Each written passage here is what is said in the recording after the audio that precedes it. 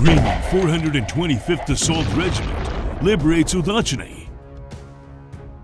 The 425th Skelia Separate Assault Regiment has cleared the village of Udachne of invaders. The settlement is one of the key locations for encircling the city of Pokrovsk. The General Staff of the Armed Forces of Ukraine released footage of the Ukrainian flag being raised over the village. Over the course of 2 weeks, assault groups, supported by firepower, destroyed all Russian strongholds in the village and then systematically cleared it building by building.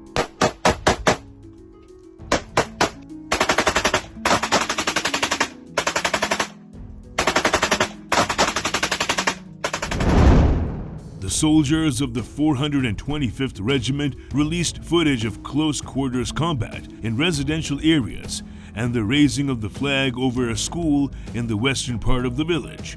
The soldiers of the 425th Regiment have been fighting for this village as well as the nearby settlement of Konomichne since the beginning of the year. In August, Russian forces managed to take control of both settlements, which play an important role in the southern encirclement of the Pokrovsk agglomeration. The return of Udachne to the control of the Ukrainian defense forces is expected to complicate the advance of the Russian invaders.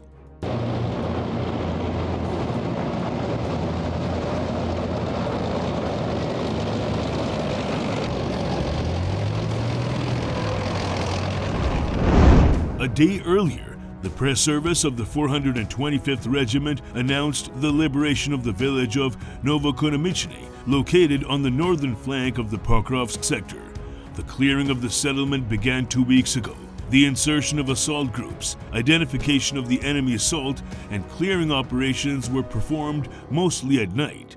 On August 30th, 2025, and today, we, the soldiers of the 425th Skelia Separate Assault Regiment, will raise this Ukrainian flag in the town of Novoekonomichne. Glory to Ukraine, glory to the heroes, the regiment declared.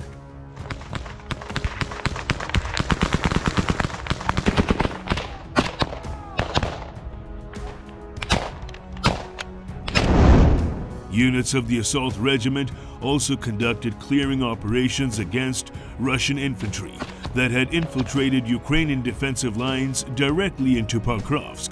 It wasn't until mid-August that units of the 7th Rapid Response Corps and adjacent formations were able to fully clear the city of roughly 36 Russian infantrymen. Interrogations of prisoners captured by the 425th Regiment on the outskirts of Pokrovsk revealed some details of the Russian infiltration tactics through the defensive line. It took Russian infantry 14 days to traverse the roughly 25-kilometer route from the occupied town of Selidovi to Pokrovsk, moving in small groups.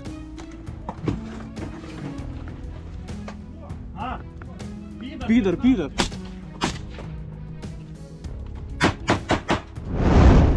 Notably, it took them 10 days to cover the segment from the village of Peshchane to Zakoznikev, Ukraine Street, on the outskirts of Pokrovsk. Thus, each day, the enemy infantrymen advanced only about 600 meters in hopes of avoiding detection. Communications, water, and food were supplied via drone drops. According to Deep State, 120 out of 150 invaders were killed along the way. The interrogation of captured soldiers also confirms this. Our 9th Company went out, 2 platoons, around 50 people in total.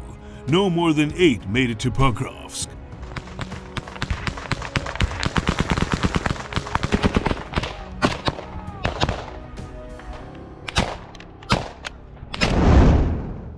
Meanwhile, Ukrainian defenders repelled massive assault near Malotokmachka. A large-scale Russian assault on Ukrainian defensive positions near the village of Malotokmachka in Zaporizhia region has ended in another costly defeat for the occupiers. According to the 118th Brigade, Ukrainian forces repelled the attack using a combination of drones, artillery, and anti-tank weapons. The assault began with Russian armored column advancing toward Ukrainian positions. Leading the attack was a T-72 tank, which was intended to spearhead the offensive and clear the way for infantry fighting vehicles. However, the lead tank detonated Ukrainian mine, immediately halting the momentum of the entire column and creating chaos among the following units.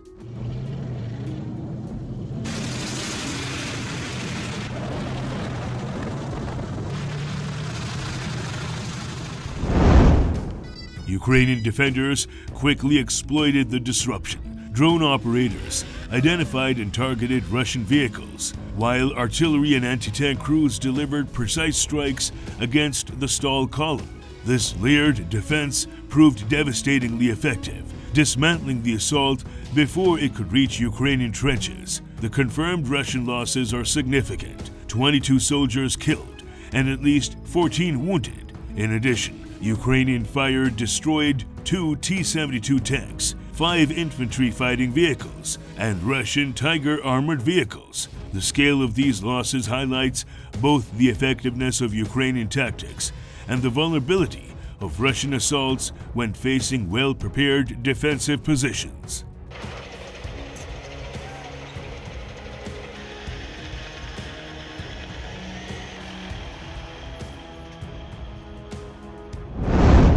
The destruction of armored vehicles also represents a serious material blow to Russian forces, with international sanctions limiting Moscow's ability to replace equipment at scale.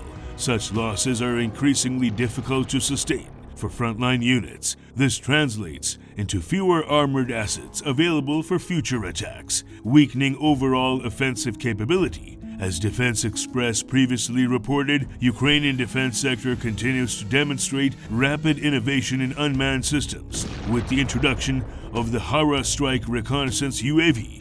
This platform is currently deployed by the Kajak Brigade, providing new capabilities for both surveillance and offensive operations.